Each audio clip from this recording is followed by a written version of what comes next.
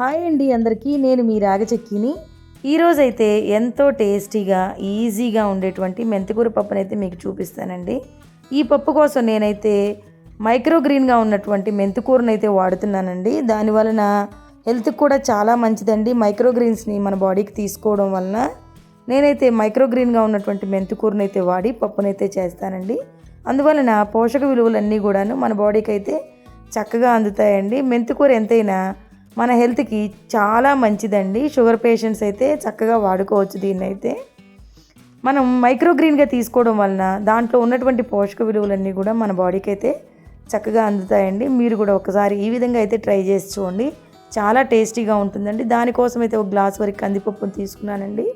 దాన్ని అయితే కడిగేసి శుభ్రంగా పక్కనైతే నానపెట్టానండి. తర్వాత ఒక 2 కట్ల వరకు అయితే మెంతికూరను అయితే తీసుకున్నానండి. చూసారు కదా, మైక్రోగ్రీన్ అని చెప్పాను కదా, 7 days మాత్రమే పెరిగిందండి ఆకుకూర.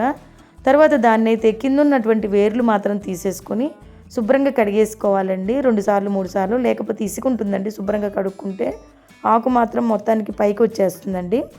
తర్వాత నేను టమాటాలను అయితే తీసుకున్నానండి. ఈ పప్పులో కొంచెం టమాటాలు ఎక్కువగానే యాడ్ చేసుకోండి, అప్పుడే టేస్ట్ చాలా బాగుంటుందండి. తర్వాత పచ్చిమిరపకాయలని, ఉల్లిపాయలని అయితే తీసుకున్నానండి ఈ పప్పు కోసం.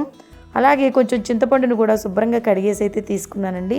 అన్నిటినీ కలిపేసి నానబెట్టి ఉంచుకున్నటువంటి పప్పులో వేసేసుకొని, తర్వాత అదైతే సాంబార్ పసుపు అండి, దాన్ని అయితే డిస్ప్లేలో ఇస్తానండి. ఒకసారి వాచ్ చేసి చూడండి ఏ విధంగా తయారు చేసుకోవాలో. దాన్ని కూడా వేసేసుకున్నానండి. తర్వాత కుక్కర్ మూత అయితే పెట్టేసుకోవాలి.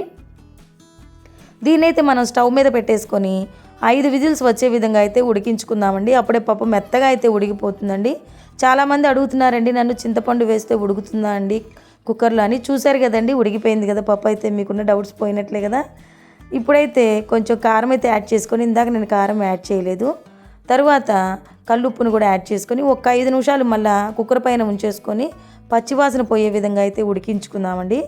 ఆ తర్వాత పప్పు తెడ్డుతో అయితే మెత్తగా వెనిపేసుకోవాలండి. చూసారు కండి ఎంత మెత్తగా అయితే ఎనిగిపోయిందో పప్పు అయితే మనకి. తర్వాత దీన్నైతే తాలింపు చేసుకుందామండి. ఒక కడాయి పెట్టేసుకొని దానిలో ఆయిల్ అయితే వేసుకోండి. అదైతే గానుగ నూనెలండి, నేను అన్నీ వాడేది కూడాను పల్లి నూనె తీసుకున్నానండి.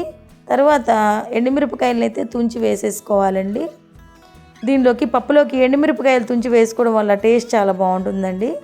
తర్వాత కొంచెం తాలింపు దినుసులు కూడా వేసుకోవాలండి. నేనైతే ఆవాలు, సాయమినపప్పు, పచ్చిశనగపప్పు, జీలకర్ర అయితే వాడానండి. మీ ఇష్టం, మీకు ఏవి కావాలంటే అవి వేసుకోండి. తర్వాత చిన్నులపాయ రెబ్బలను కూడా కచ్చాపచ్చాగా కొట్టి పప్పులో తాలింపులో వేసుకున్నాను. ఆ తర్వాత కరివేపాకును కూడా వేసుకొని అవి బాగా వేగిన తర్వాత పప్పునైతే తాలింపు చేసేసుకున్నానండి. చూసారా, ఇప్పుడు ఎంతో టేస్టీగా ఉండేటువంటి మెంతికూర పప్పు అయితే రెడీ అయిపోయిందండి. ఇది టేస్టీగానే కాదండి, హెల్త్కి కూడా చాలా మంచిది. మీరు కూడా ఈ విధంగా ఒకసారి తయారు చేసుకొని ఎంజాయ్ చేయండి. నా వీడియో కనుక మీకు నచ్చినట్లయితే ప్లీజ్ లైక్ చేయండి, షేర్ చేయండి, సబ్స్క్రైబ్ చేయండి, కమెంట్ చేయడం మాత్రం మర్చిపోవద్దండి. ప్లీజ్ లైక్ చేయండి. లైక్ చేయడం వల్ల మరికొంతమందికి అయితే వీడియో ఫార్వర్డ్ అవుతుందండి. ప్లీజ్ కమెంట్ మాత్రం చేయడం మర్చిపోవద్దండి. ఎంతో టేస్టీగా ఉండే